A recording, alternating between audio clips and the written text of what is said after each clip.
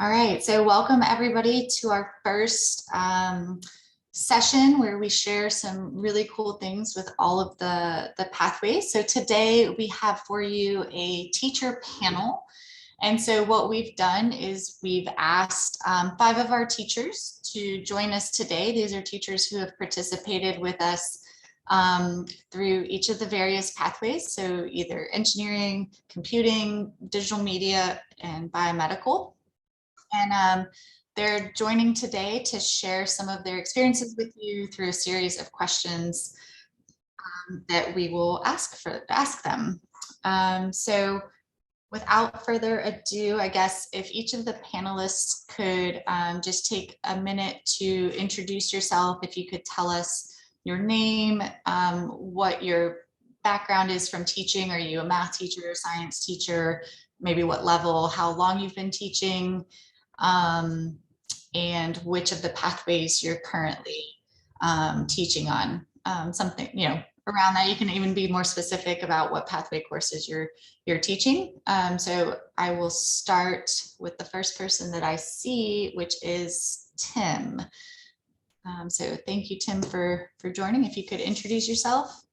All right, well, I am Tim Sproul, and I originally taught physics of all levels, from introductory to second year college AP stuff.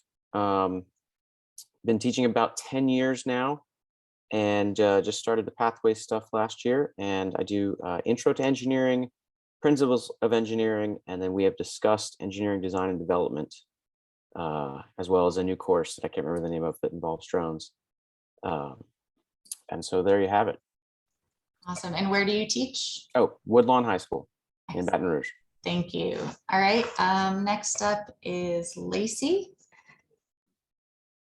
My name is Lacey Jarrow. I teach at STEM in Point Coupee Parish. I teach the biomed pathway. Before I started the biomed pathway, I taught chemistry and physics. So I'm a science teacher and I teach high school, whether it be with chemistry and physics, it was 11th and 12th. Now with the biomed, it includes 10th graders. So I teach intro to biomed, comparative anatomy and physiology, biomed capstone. So I teach the whole thing. Awesome. Thank you so much. Okay, next up, Maria. Hi, I'm Maria Reyes. I teach at Brobridge High School in Brobridge, Louisiana. I am an English teacher, but I also teach cybersecurity, and I've been teaching for going on my 5th year. Awesome. Thank you so much. Let's see. We have Heidi. Hi, everybody. I'm Heidi Main. I also teach at STEM. I teach the core classes for the DDEM pathway, including ICT. Prior to this, I taught everything K through 8 in my previous high school history, and now all I do is high school, and it's a whole new world. But I've been doing this since actually the first session of the summer internships. I've been in it since then. Yeah, she's one of the OGs from what, 2016, 2017. Yeah. Yeah. Awesome. And last but not least, David. Is David on, or is David only coming to the second session? Looks like David might only be coming for the second session. We've tried to build a different panel for you guys for the second session.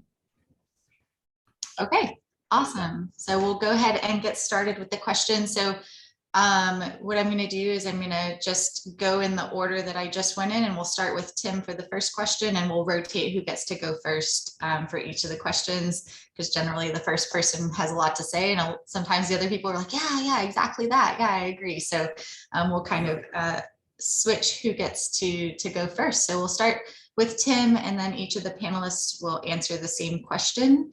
And I can repeat the question if you need. So Tim, we'll start with you. So can you tell us how have the STEM courses impacted your students?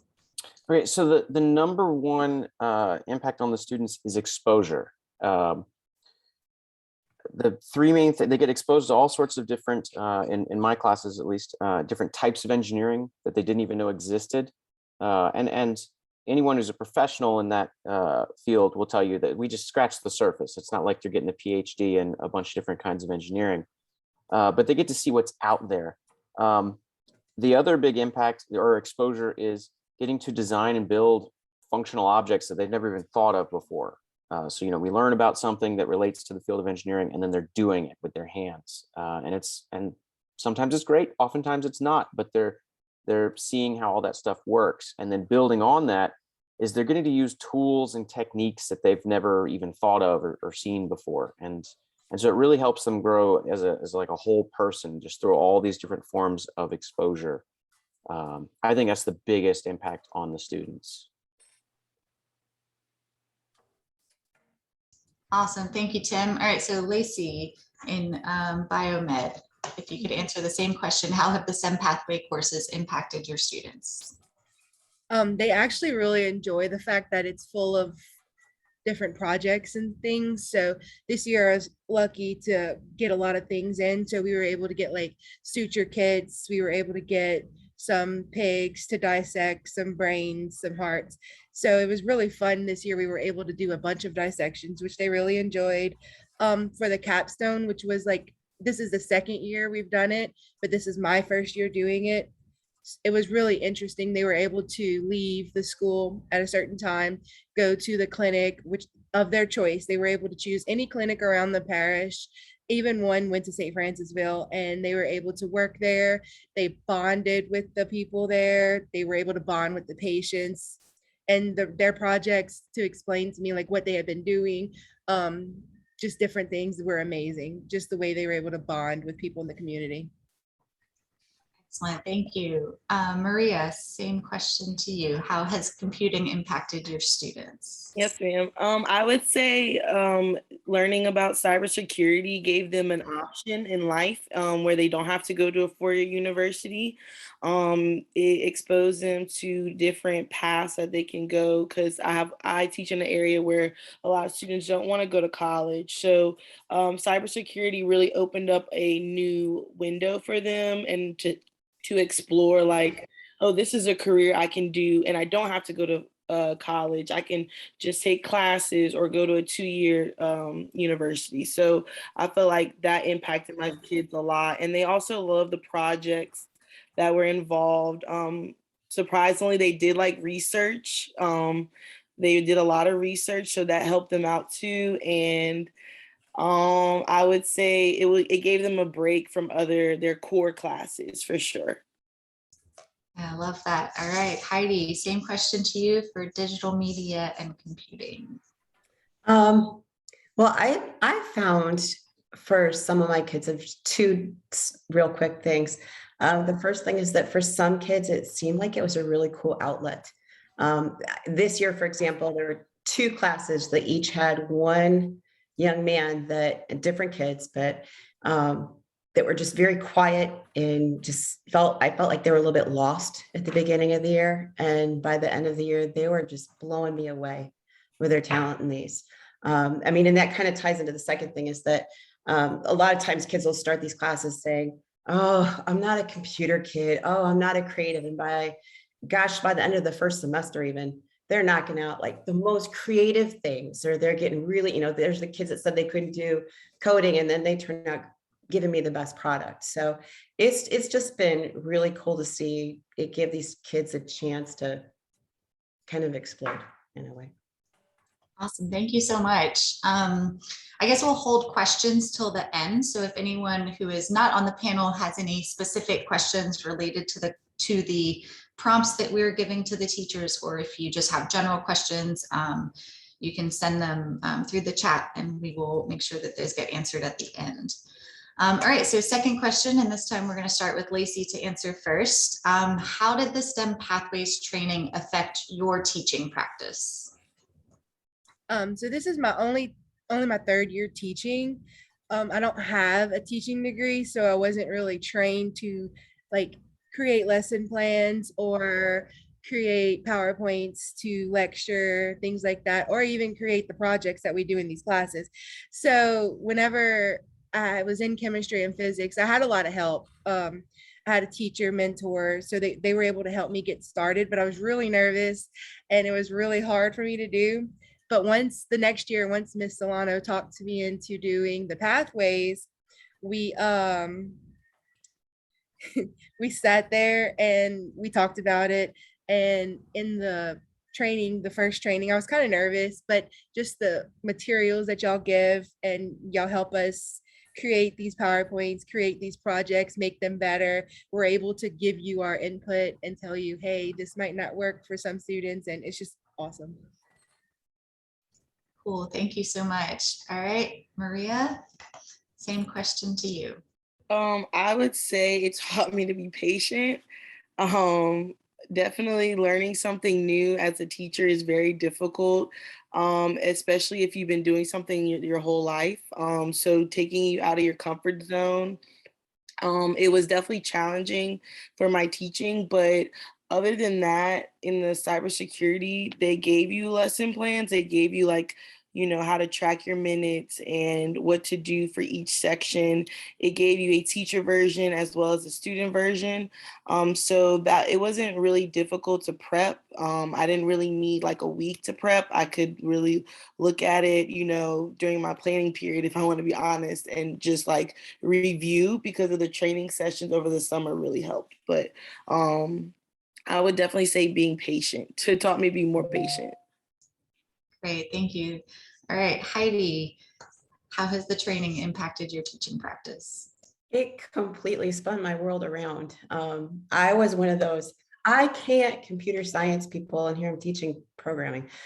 So it's really cool. I never thought that I would do anything that had to do with computer science, let alone high school. And it kind of helps me to help those kids too that don't have the confidence to do it, because I can tell them, hey, look, I don't think that I could do it. And here I am, I'm teaching it. And I've been teaching this stuff for 5 years now. So it just completely changed everything. All right, and Tim. I think, like you said, people have said a lot of things I was going to say, which is this is just really different because you have a support team. Usually when you're teaching, maybe you have a PLC or something you're working with, but you're trying to figure out the curriculum and trying to, how do I get them to pass the LEAP test? How do I, whatever. And this is the opposite. Everything's sort of handed to you. And yes, you have to unpack it and figure it out. But if you have a question, you send an email, you send a text, whatever, and you get an answer. And the people who are answering are the people who helped develop whatever program you're doing, which is very different than getting an answer from someone at the district level who has no idea what your subject is or what it's like. So it's very refreshing. It's a breath of fresh air. It's good stuff. Awesome, thank you. All right, moving to the next question. What is the most challenging part of implementing a STEM pathway at your school, and how did you overcome it? So we're going to start with Maria for this one. I would say the most challenging being like the one of two teachers that took the course, not really having as much support as far as the school end, not necessarily like LSU's end, not knowing, who do we get in contact with at our school with getting things done, like getting the different instruments and tools that we need to teach the course. I would say that was a challenging part. And the way I overcame it was just like skipping on to other lessons that might be interesting, like binary, decimal, and hexadecimal, and like just different activities that, we don't necessarily need any tools for. So it's kind of just, working with what you have and knowing what you can do better for next year. Okay, and Heidi? Some of the stuff that I found that was the biggest thing that was a challenge for me was grading. The very first year that I did it, I thought I was expected to have everything perfect and the kids had to do everything perfect. And as I got going with it, and then I was struggling because I wasn't doing everything perfectly. And I learned that I had to give myself a lot of grace, and I had to give these kids a lot of grace too, because it's new for me, but it's even more new. for them. So I had to learn how to lighten up and how to offer more help instead of having expectations that were up here. I had to find a happy medium with grading and my expectations for my kids and find a way that I could help them to learn the most and to recognize that they really have learned a lot too. Awesome. All right, Tim.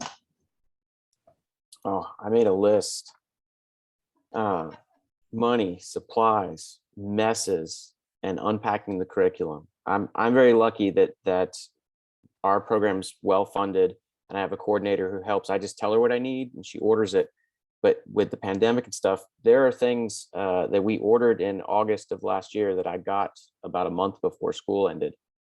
And so it's just, there's a lot to juggle. The summer training really helps, but nothing prepares you like doing it for the first time for real. And it just opens your eyes as to what's actually going on and how you're supposed to deal with it. That was your whole list? Thought there was a long list. All right, Lacey. When I started, the pathways were kind of already implemented, but again, the hardest thing was money. We don't have the necessary tools. Last year was actually the first year we were offered the money to go ahead and get some things that we needed, which is how we got a lot of the dissection and suture kits and things like that. As far as like getting students to sign up for it, we actually have this thing at the end of the year where we go around and speak to the classes to let them know about each of the pathways. We work together with it because we have all 3 pathways at our school. So. Okay, awesome, thank you. Okay, so we're going to start with Heidi this time. What advice would you give to someone who is about to start a pathways training this summer, who has maybe just completed their 2nd day of training? What advice would you give them? Be patient and give yourself a lot of grace. I'm going to say that over and over. Give yourself and give your students a lot of grace, especially that first year that you're teaching that class, because you're going to get better at it every single year. I've been teaching ICT since the first year, and I'm going to tell you, I cried a lot that first year, but now I'm like, no, I don't want somebody else teaching it. That's my baby, because I love to teach that class and I get better at it. And my kids get it better now too. So just be patient and give yourself grace and time. Awesome. All right.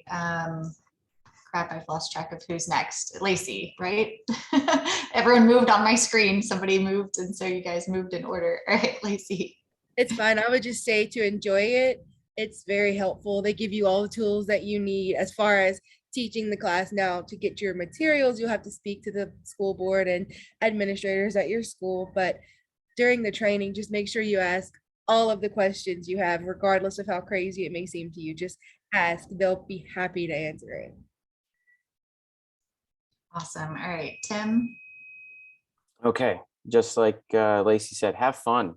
Just have fun during the training. It's supposed to be fun. But when you get towards the end or when it's all over, you've got to look at that materials list. If you're teaching a course that requires supplies and whatnot, start ordering stuff now.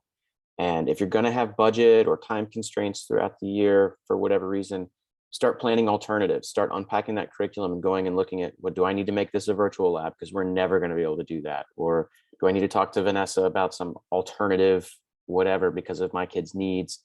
Because as hard as it is to do, this kind of stuff during the summer, the more you do it now, the easier that first school year is going to go come August. Because while yes, you can unpack this just a day or two ahead of time, which I think someone else said, because I did a lot of that. It is easier if you've got it all, if you've run through it, if you've seen what needs to happen and you've ordered supplies and gotten things organized ahead of time. Yeah, awesome. Okay, and Maria? We have to step out of the teacher mode and be into student mode. So y'all really got to learn how to do that. Be patient with the teacher assistants. I know sometimes we're like, you get confused with other people's teaching methods, but they're learning just like we are as far as, teaching us as teachers. It's really hard. We're the worst students, honestly. I would also say have fun, enjoy it, don't take it seriously, because once you start taking it serious, you start to stress. network with people, get out of your comfort zone and like talk to other people, because me doing this right now is like shocking for myself. So definitely get out of your comfort zone and like try to get as much help from your own like the own people that are in the program with you. It'd be a lot of help. Like it's a lot helpful. Like I'm already getting with another teacher from the program last year, and we're going to start working on the curriculum for a year. Like Tim said, it is best to be prepped, but for those days where you're just tired, you can definitely do how you 1 to 2 days before. But yeah, just have fun with it and don't stress. Awesome, thank you. All right, and so our last question for our panelists is my favorite. And so I guess we're back to the top with Tim starting this question. Can you share with us your most memorable kind of light bulb moment that you had with a student, or maybe it was your own personal light bulb moment, but if you could share with us one of those, that would be excellent. Okay, so this was my personal light bulb moment. It was coming from physics, which is everybody's least favorite subject, unless you actually like physics. And it's the hardest to teach, and nobody passes the tests, and it's just a disaster all the time.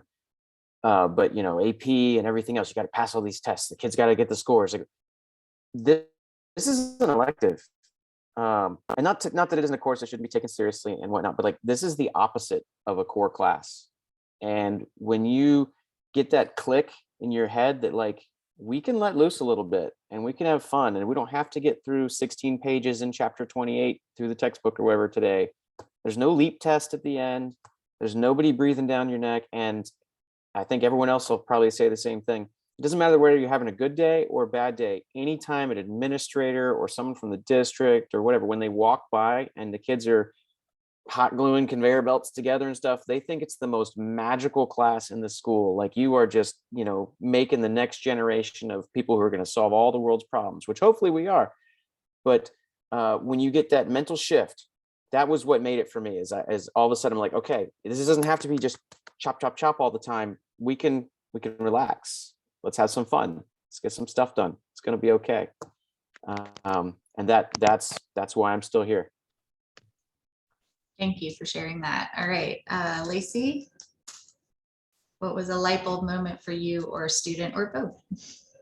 It was actually my whole class. So in the beginning of the year last year, we had these tourists from another STEM school. I'm not exactly sure where they were from, but they wanted to see the pathways specifically.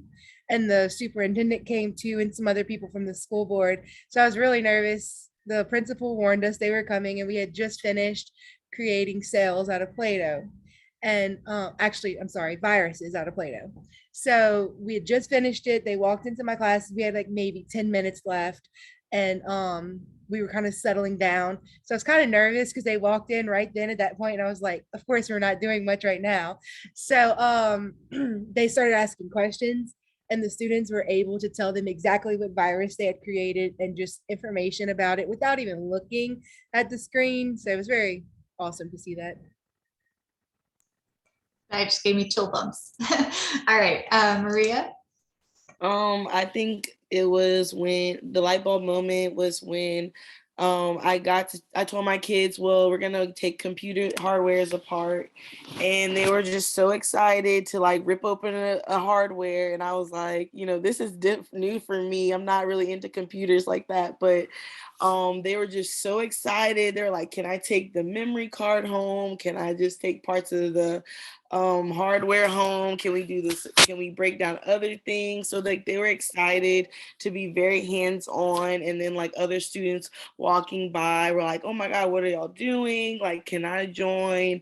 Just like, what class is this? They're just very interested to see, other students excited about something. So that was definitely a light bulb moment. And they were like featured in like the school little newsletter. So I thought that was cool to show what the school has to offer now.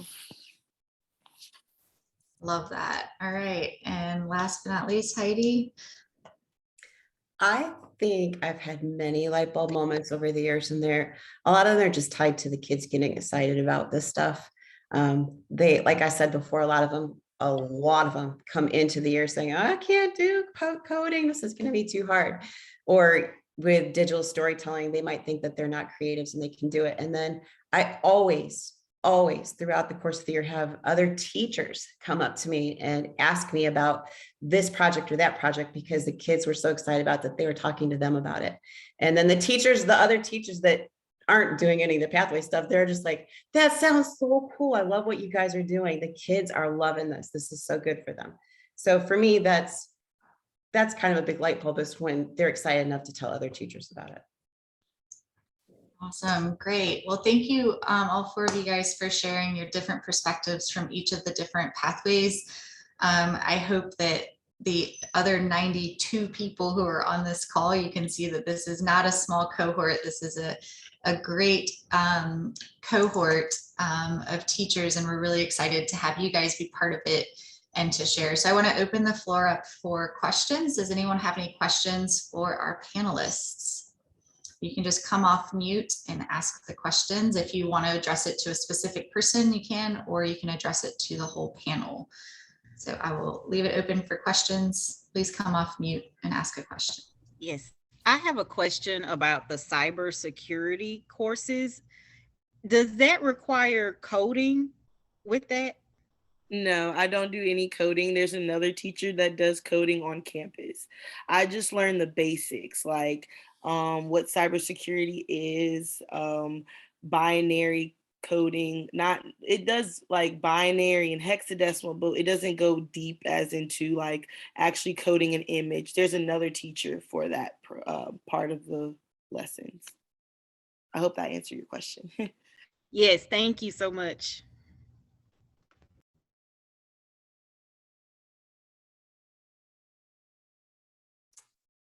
Hey, how you guys doing? My question is, as me being a newer teacher, with a computer science background, what advice would you have for, or what have you seen, has been effective ways for somebody maybe with a computer science background or more of a technical background, kind of getting those teaching elements, kind of sharpened within the courses, or is there any specific things per se that you learned through teaching your course specifically? And I'm doing ICT, so if the ICT instructor wants to answer, that'll be fine. I teach it at my school along with, there's another teacher that does ICT as well. And he has a computer science background and I do not. And we have very different teaching methods. He's been teaching it for 2 years now, I believe. And my advice to you would be just to be patient with the kids because you have so much more technical background than they do. And most of these kids are coming in brand new and they're scared to death. So just don't have super high expectations of them at first, but I mean, work with them, be patient, help them along the way, and then, slowly back off. And I'm sure that they're going to love your expertise and any information that you have to give them, but just be gentle at first. Thank you. And like to add on, make a connection. That really helped a lot. Like if you can make a connection with your kids, they'll do a lot more. They'll be willing to do a lot more for you. So having that connection, they'll be like, oh yeah, I'm all for it. They'll have a different mindset as well on top of being patient with them.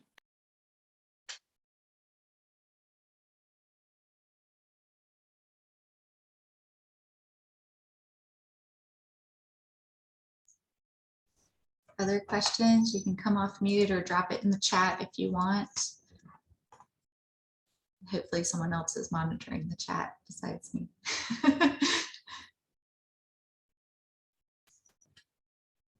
Oh, I see a comment from Chris, who's one of our previous teachers. He's in engineering and ICT, to celebrate every line and circle at the beginning, be excited about them coding a dot. Once they get excited to do it, then it becomes addictive. Yeah, awesome advice. Create that energy for them. All right, other questions for our panelists? Okay, well, so that question. Sorry, yeah. Vanessa, I have a question. I mean, now that all of you have been teaching your courses for a year or more. I mean, what advice do you have for us, to improve the summer training? What do you think we could do better now that you have experience in the classroom? All right, so we can start with, I guess, put Lacey on the spot first. You were next on my list. If you want to answer that question. So just to reiterate, what could we do better in our training that you felt like maybe would be a suggestion to improve the training? I really don't have any suggestions to improve it. With the biomed, we do so much, like they not allow us, but they expect us to do the projects that the students are doing throughout the year during the summer. So we were able to do those projects. They graded them, not necessarily like we're receiving a grade, but they would tell us like, well, no, this is terrible. And then they would help us fix it. So I haven't had any problems with the biomed pathway. So it's pretty dead on. I'm able to text Miss Sana at any time and she's writing me back immediately. So no problems here.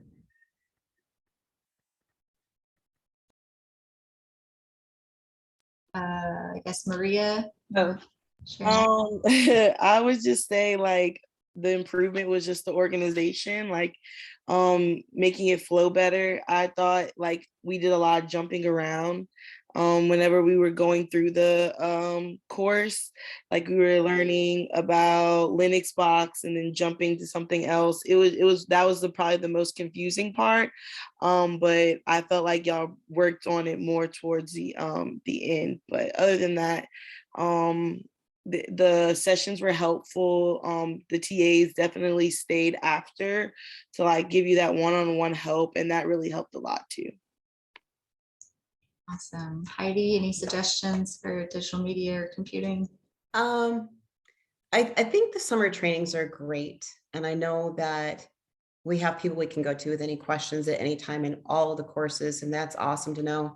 The only thing that I would find helpful was if some of the classes are a little resource heavier or light, I guess really is the issue.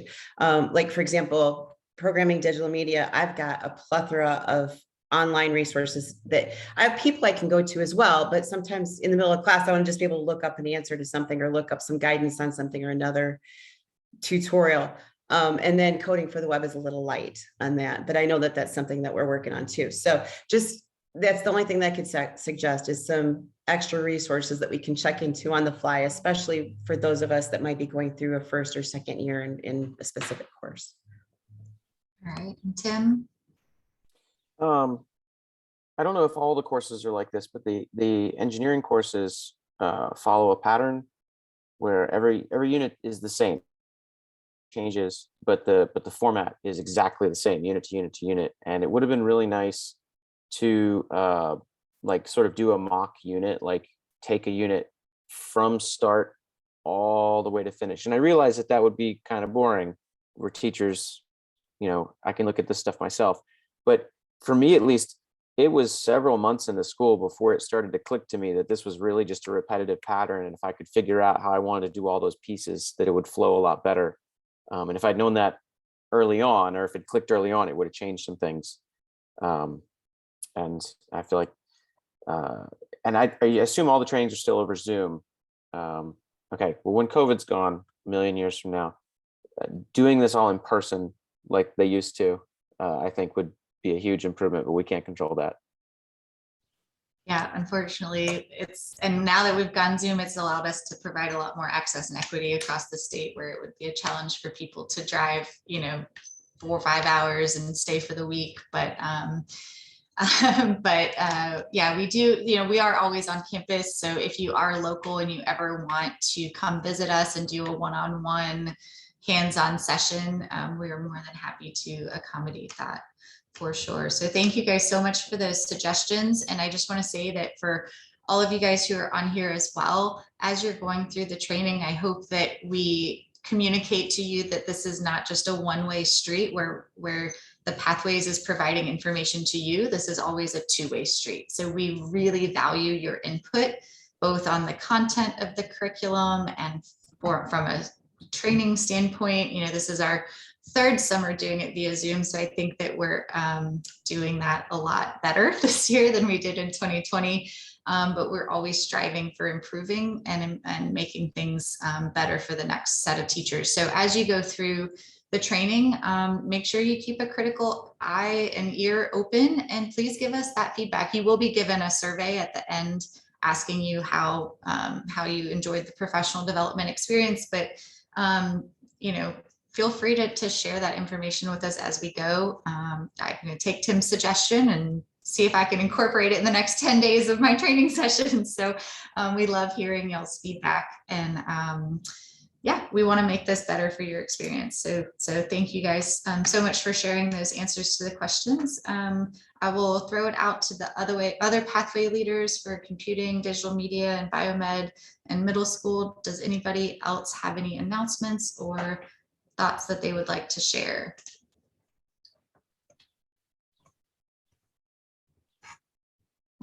Fernando, Jesse, Nicole, anybody?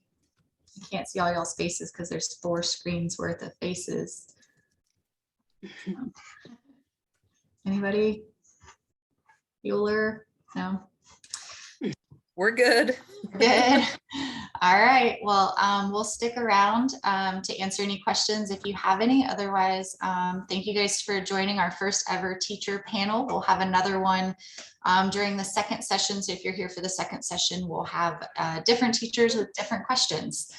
So we hope you enjoyed it. And if you're staying for the afternoon session, you should report back at 1 o'clock, I guess, to whatever your sessions are for that. If you are morning only session, then you're free to go, and you should check in your classes tomorrow morning. So thank you guys so much. You're welcome. Good luck. How do you know if you